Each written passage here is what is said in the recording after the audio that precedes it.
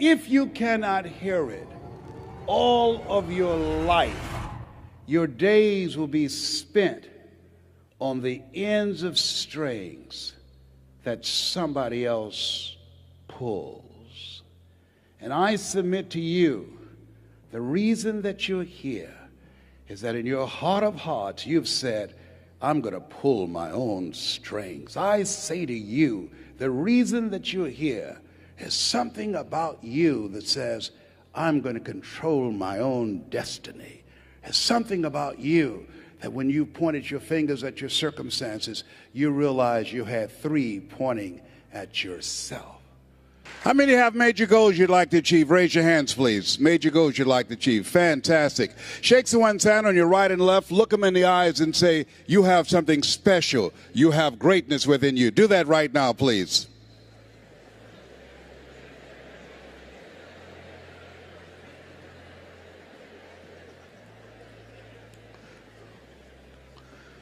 Very good. I like to ask audiences, how many have major goals you'd like to achieve? And I want to ask you another question, because I've been reflecting on this. Last year I had a reoccurrence of the little c, cancer. 15 years ago I was diagnosed with prostate cancer and given a 2 to 3 year prognosis. One of the things I think that doctors should never tell someone they're terminally ill, what they should say is, my knowledge and ability to help you has terminated. But I've been reflecting on my life, and I want to ask you, and I know you've done things you feel good about, things that you're proud of, but how many of you know if you had your life to live over again, you could have done more than what you've done thus far? Raise your hands, please. That proves the point that what we do and what we accomplish in life is only a tip of the iceberg of what's possible for us. So I want to share some thoughts with you. I want you to think about 3 goals that you'd like to achieve in 3 areas of your life. Number 1, what's one personal goal that you'd like to achieve? Why don't you think about that? My first personal goal was to buy my mother a home. I'm one of 7 children that my adopted mother adopted. And I feel like Abraham Lincoln, who said, all that I am and all that I ever hope to be, I owe to my mother. She was a domestic worker on Miami Beach in the United States, and she cleaned homes and she kept children. And we wore the hand-me-down clothes of the children that she kept. She cooked for families, and we ate the food left over from the families that she cooked for. These were very kind and generous people. They would say, Mamie, whatever food is left over, you can pack it up and take it home to those children that you have adopted. And I used to walk around these big, beautiful mansions, and I'd say, Mama. And she said, what is it, Leslie? When I become a man, I'm going to buy you a big, beautiful home, just like this.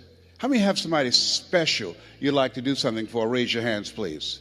Very good. We're going to show you how you can make that happen. Now I want you to think about your financial goals, growing your business, advancing your career, taking your life to the next level. I want you to think about the goals that you've set for yourself, why you've invested in yourself and being here. And whatever the goals are that you've set for yourself, and I hope you've raised the bar on yourself, I want you to multiply it 100-fold. I found that most people fail in life not because they aim too high and miss. I found that most people fail in life because they do what I did for most of my life, aim too low and hit. And many never aim at all. Now I want you to think about your social contribution. What will be different because you showed up? Horace Mann said we should be ashamed to die until we've made some major contribution to humankind. One of the goals I have is reduce the number of women who die from breast cancer. My mother was a 22-year breast cancer conqueror. How many men over 40? Raise your hands, please. Men over 40, very good. One of the goals every time I speak, I encourage men to get their PSA test, which stands for prostate-specific antigen, and their digital rectal examination. And I'll be glad and they can check our prostate by looking in our ears. You know, it's got to be a better way. I'm turning red as I talk about it, but you can't see it. A friend of mine was at a medical convention. Hey, Les, let me give you a free rectal. I said, no, buddy, you too motivated. Homie, don't roll like that, you know. One of the goals I have is teaching people how to tell their story. how to grow their business, be the voice of their business, how to improve their customer service, how to develop their leadership voice, how to go from being local to being global. I want you to think about the things that you want to do with your life, the kind of impact that you want to make. And as you think about those three categories, let us say together with conviction, it's possible. Together, please. Everybody together, please. Say it's possible. You know, the easiest thing I do is come up here prepared to speak for you. But the most difficult thing that I've ever done, and took me years to do, was to believe that I could do it.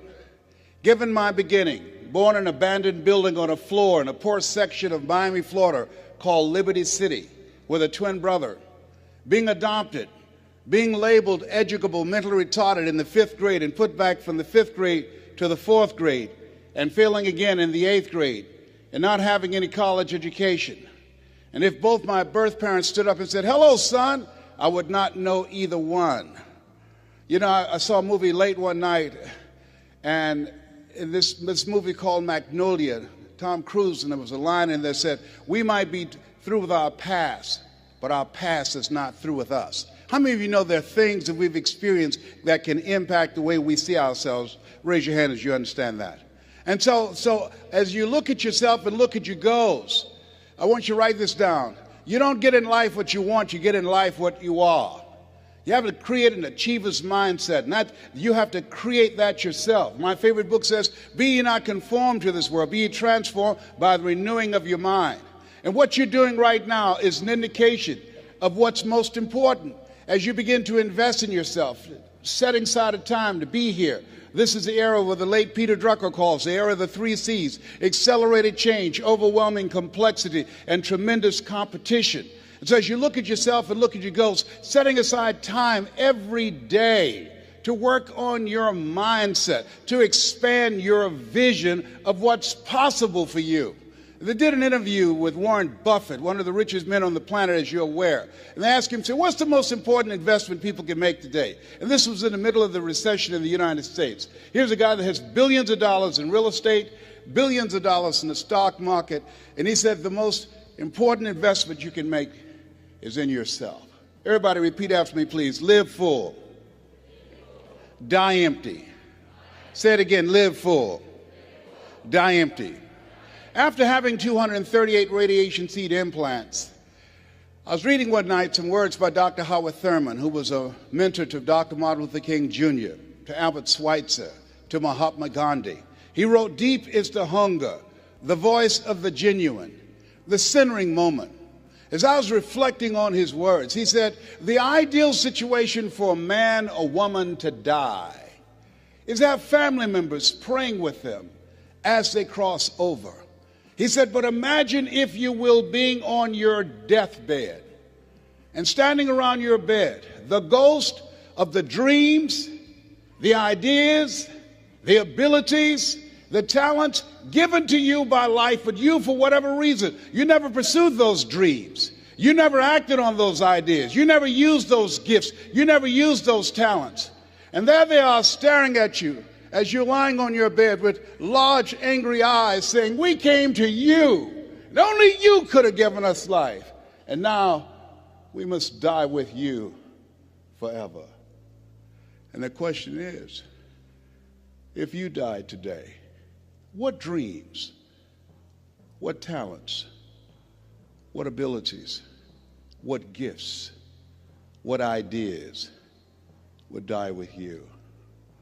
One minister out of Bahamas said, the wealthiest place on the planet, it's not in the Far East where there's oil in the ground. It's not in South Africa where there are diamond mines. He said, the wealthiest place on the planet is the cemetery. And there you see potential never realized. There you find books never written. There you find ideas never acted on. Maybe that's why Henry David Thoreau said, oh God, to reach the point of death, only to realize that you've never lived. Only to realize that you've never scraped the surface of your potential. Let us say again, live full, die empty. And so as you think about your goals and dreams, I'm suggesting that you set aside time every day, if you're not doing it already, reading 10 to 15 pages of something positive every day, listening to audio programs, investing in yourself to expand your mind for what it's possible, to develop a spirit of optimism. And then the next thing is, let us say together, it's necessary. You see, not only is it possible that you can live your dream and that you have to sell yourself on that every day. There's an African proverb that says, if there's no enemy within, the enemy outside can do us no harm. I didn't do this for 14 years because I convinced myself I couldn't do it. I would go see the late Zig Ziglar and Jim Rohn and the late Dr. Norman Vincent Peale, and I saw Tony Robbins, and my heart said, I could do that. How many like to help people? Raise your hands, please. I said, I can do that. And then when I would go to the parking lot, my inner voice would become activated and say, Les Brown, you can't do that. You don't have a college education. Les Brown, you can't do that. You've never worked for a major corporation. Les Brown, you can't do that. Who wants to hear anything you've got to say? How many ever thought about something you wanted to do and you talk yourself out of it? Raise your hands, please. And so that's why it's necessary that we work on ourselves. And let us say together, OQP. Only quality people. Write that down. As you think about your goals and dreams over the next 2 years, over the next 2 days, it's very important that you look at the people in your life and you ask the question, what is this relationship doing to me? MIT did a study. The study indicated that you earn within $2,000 to $3,000 of your closest friends. Whoa, when I heard that, I got a lot of broke people out of my life. My mama said, son, if you run around with 9 broke people, I guarantee you'll become number 10. Dr. Dennis Kimbrough out of Atlanta said, if you're the smartest one in your group, you need to get a new group. So as you think about your goals and dreams, detoxify your life. Les, can I change them? No. It's a full-time job changing yourself. And there's some people that's so negative they can walk into a dark room and begin to develop.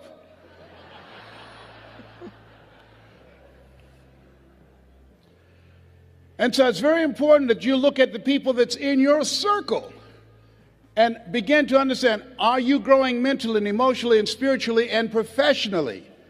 Are they an asset to you or a liability to you?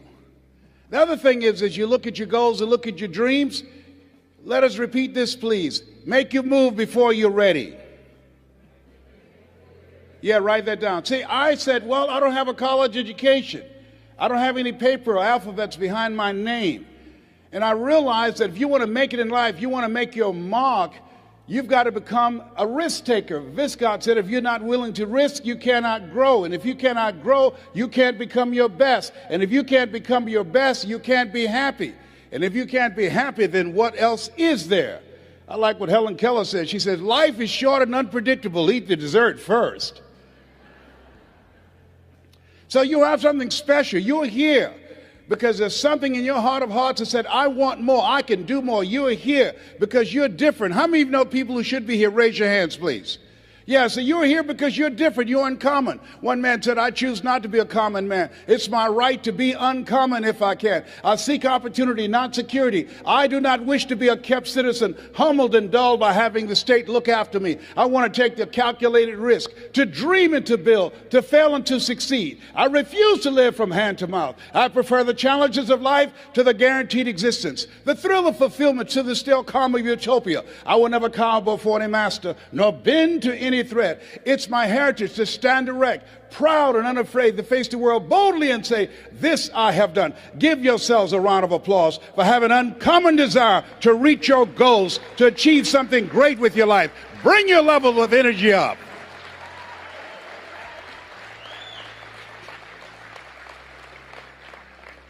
So as you look at yourself, not only must we begin to upgrade our relationships, but the other thing is, as you look at your goals and look at your dreams, write this down. You will fail your way to success.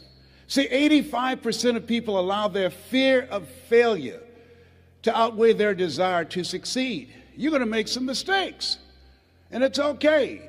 Anything that's worth doing is worth doing badly.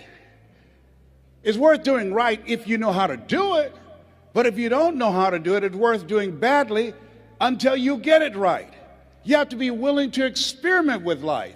I've done a variety of things, and I had absolutely no idea I have the ability to do those things. Here's what I can say about you, and I don't even know you. You've got greatness within you, but you will not discover your greatness in your comfort zone.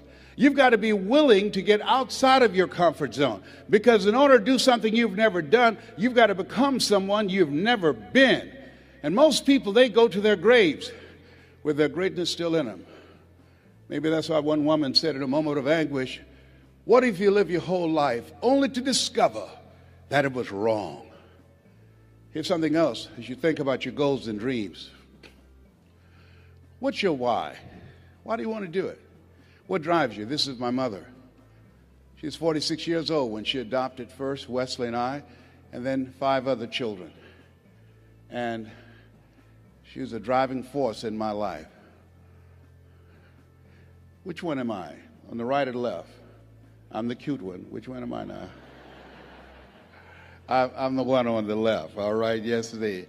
And as you think about your goals and dreams, think about somebody that you love, that inspired you, someone that you love, that you admire. And I think about my background, and this is Wesley and I eating sugar cane. You see, we were not born with a silver spoon in our mouths. Do y'all eat sugar cane here in Australia? Anybody ever had sugar cane?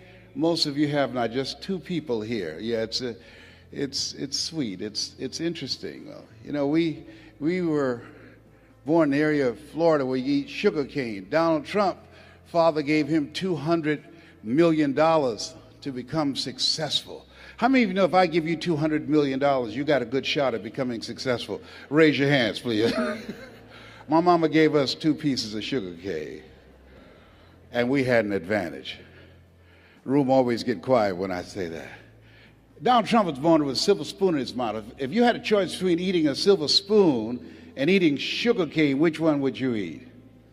Sugar cane? I told you we had an advantage. That's what I'm talking about. And then I met someone who changed my life. See, what we do and what we accomplish in life is a result of the story we believe about ourselves. And I met this friend. I was a disc jockey at the time. And he said, Les Brown, you're more than a disc jockey. Les Brown, you're more than a paycheck. Les Brown, you can do more. How many of you had somebody see something in you you didn't see in yourself? Raise your hands, please. And I couldn't see it at the time.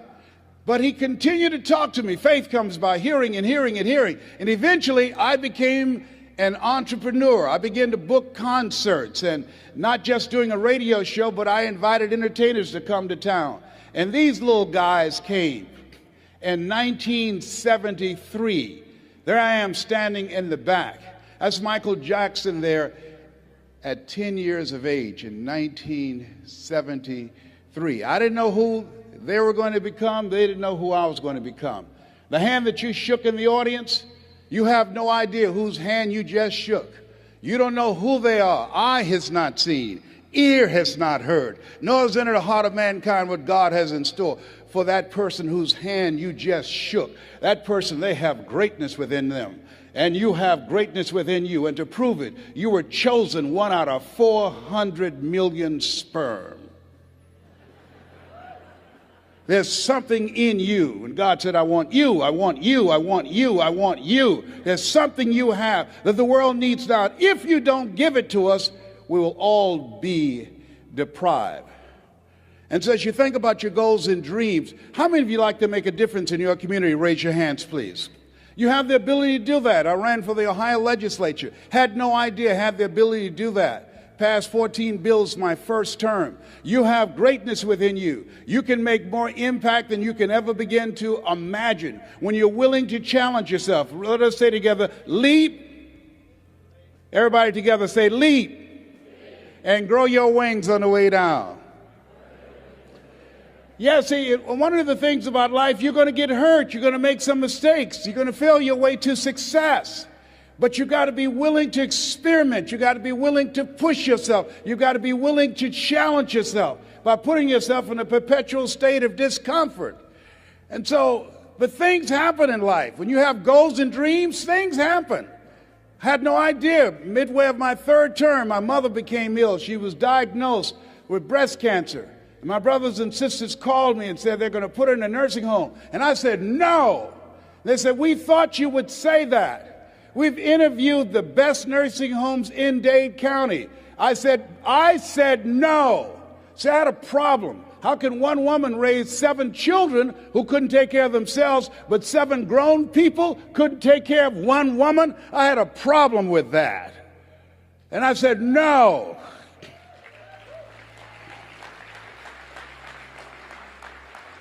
So I resigned from the Ohio legislature and I came back to Miami to take care of Mama, and took care of her until 89.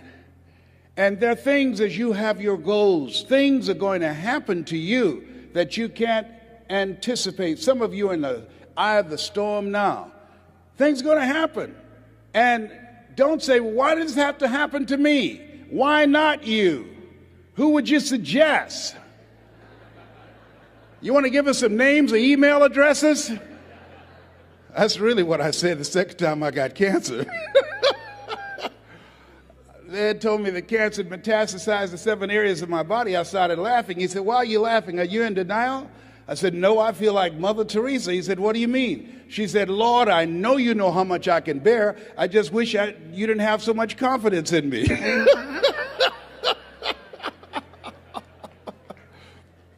There's times in your life when things are going to happen that you've got to begin to put your dream on hold. And you might have to reinvent yourself. How many have already gone through that? Raise your hands, please. It's called life. And don't tell everybody about it. 80% don't care, and 20% glad as you. You have to suck it up and handle it. That's what it's called being in business, being an entrepreneur, being a risk taker, walking by faith and not by sight. Stuff happens to you. And so I had to go in a new direction. And I decided to tell my story. How many of you got a story? Raise your hands, please. How many of you have gone through some things in life that you can teach some other people? Raise your hands, please. How many of you, like me, had periods in your life when you were temporarily insane? Raise your hands.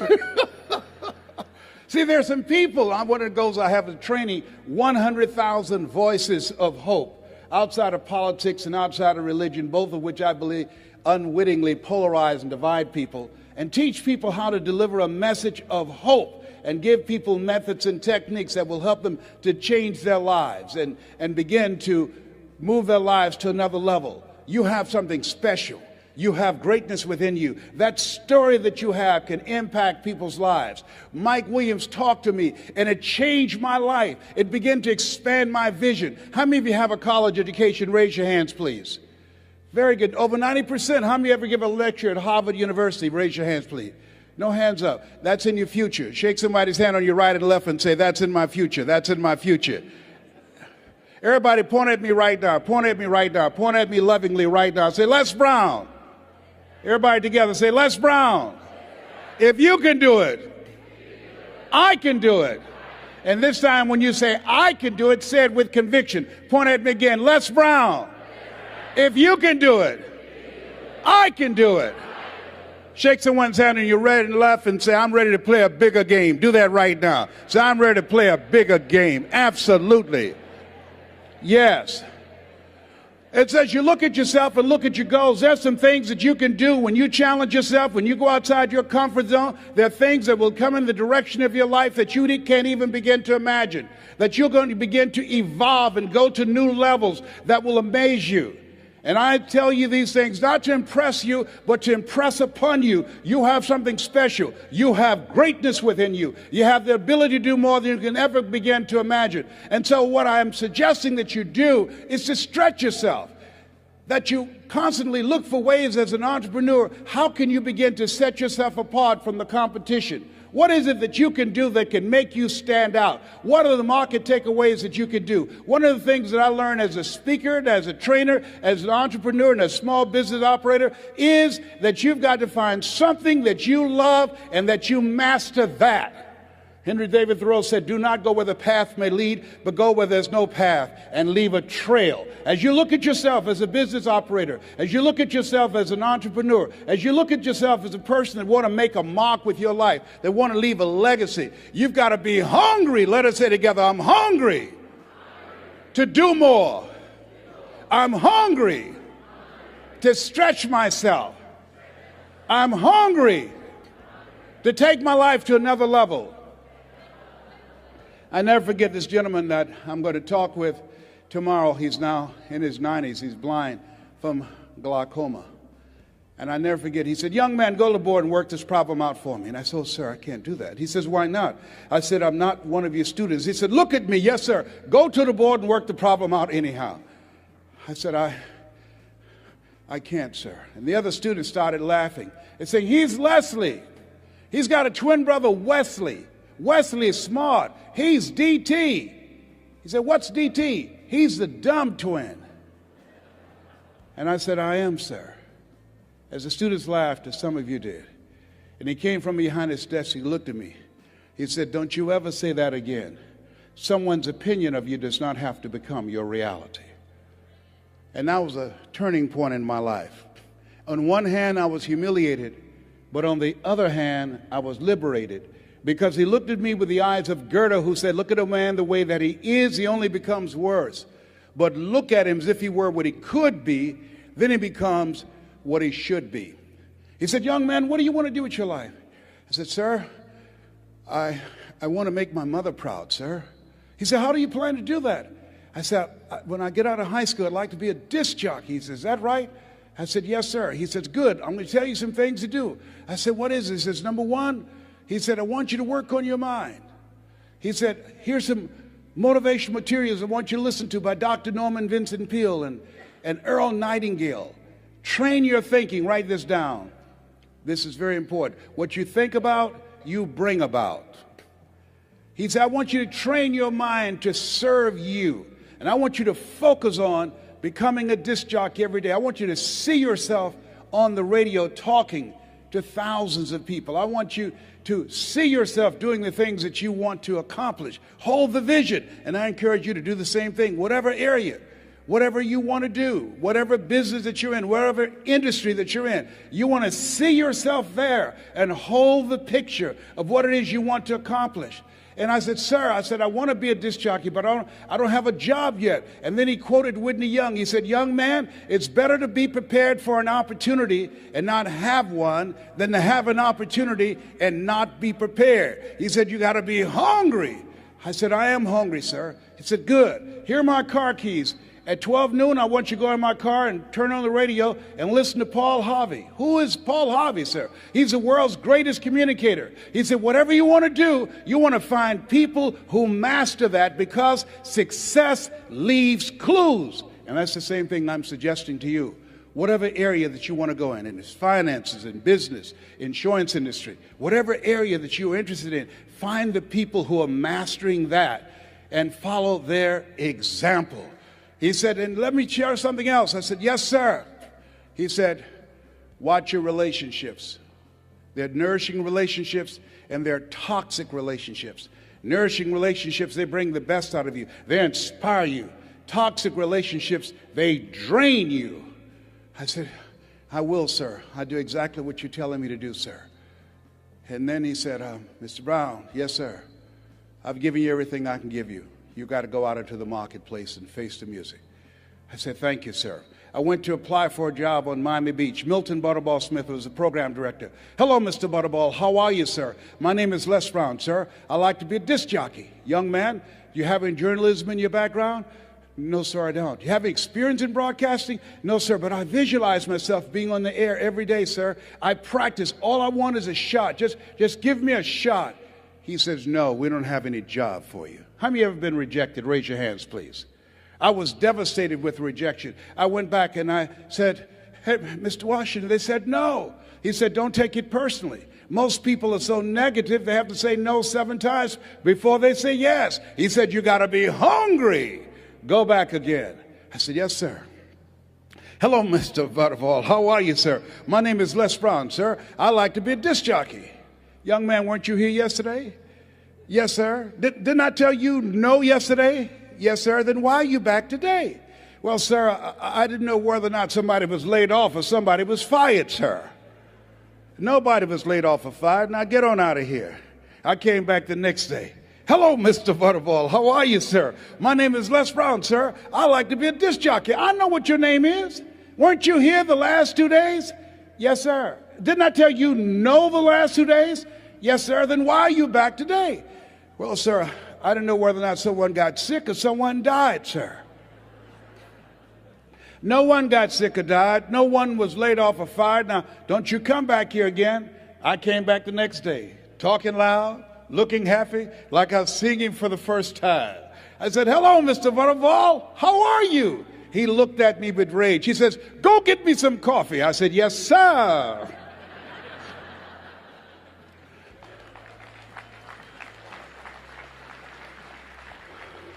My favorite book says the greatest among you will be your servant. How many of you are serious about reaching your goals? Raise your hands, please. Here's something I encourage you to write this down. Provide more service than you get paid for. As small business operators, and you're going to do market takeaways, you've got to provide more service than you get paid for. You've got to build relationships with people. You've got to be able to tell your story because people do business with people they know, like, and trust.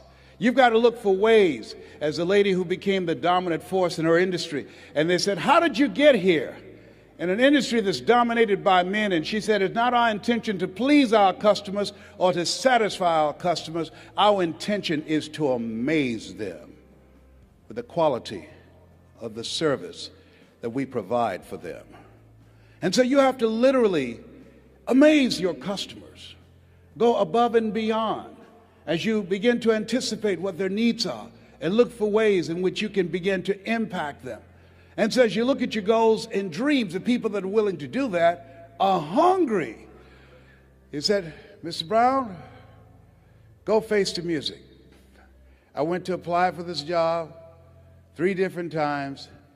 They said no. Finally, they asked me to become the errand boy for the disc jockeys. I'd go get their lunch and their dinner, and I'd stand in the control room knowing my time would come. Let us say together, my time will come.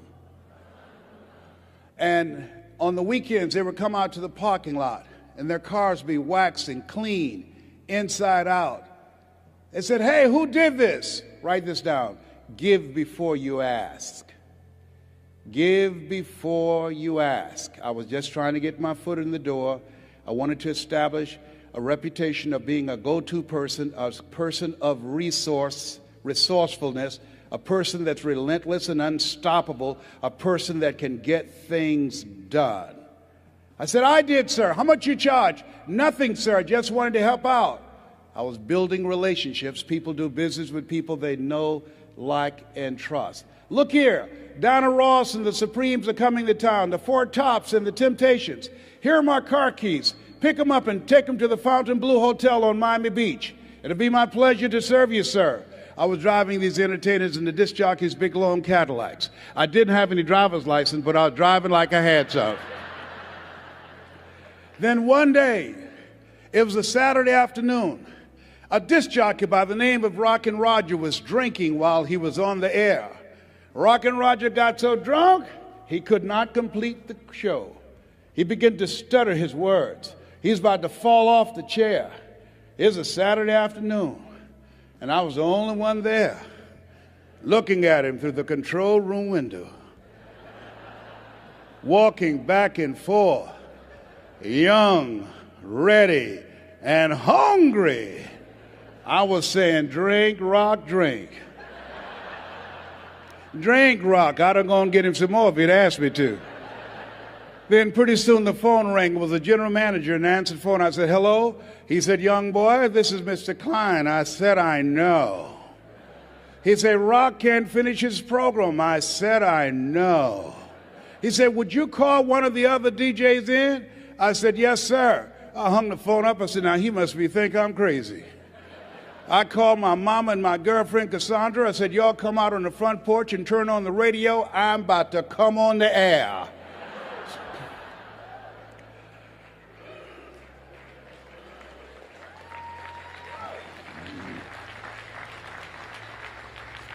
I waited for about 20 minutes, and then I called him back. I said, Mr. Klein, I can't find nobody.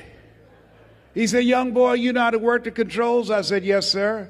He said, go in there and segue the records, but don't you say nothing here. I said, yes, sir. I couldn't wait to get old Rock out of the way.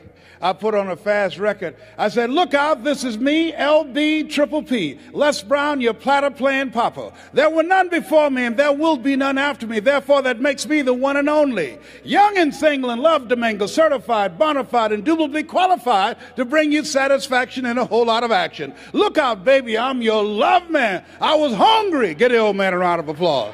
I was hungry. I was hungry. Shake someone's hand on your right and left, look them in the eyes and say, you got to be hungry. Do that right now. Shake someone's hand and say, you got to be hungry. People that are hungry are willing to do the things today others won't do in order to have the things tomorrow others won't have. People that are hungry believe, always strive to get on top in life because it's the bottom that's overcrowded. People that are hungry know if you want to be successful, you must be willing to do the things today others won't do in order to have the things tomorrow others won't have. I didn't do what I'm doing right now because it was hard. How many of you decided not to do something because it was hard? Raise your hands, please. I want you to write this down. If you do what is easy, your life will be hard. Complain, point at your circumstances, give up your power, blame the government, blame the economy. If you do what is easy, your life will be hard. But if you do what is hard, your life will be easy. It's hard to make a radical change in your behavior. It's hard to take ownership. It's hard to swallow the bitter pill that wherever you find yourself, at some point in time, you made an appointment to be there. That's hard. That's hard. If you do what is easy, your life will be hard. But if you do what is hard, your life will be easy. I don't know what your goals are. I don't know what you want to do with your life. Here's what I know about your being here. That there's something in you that waits and listens to the voice of the genuine in yourself. It will be perhaps the only guide you will ever have.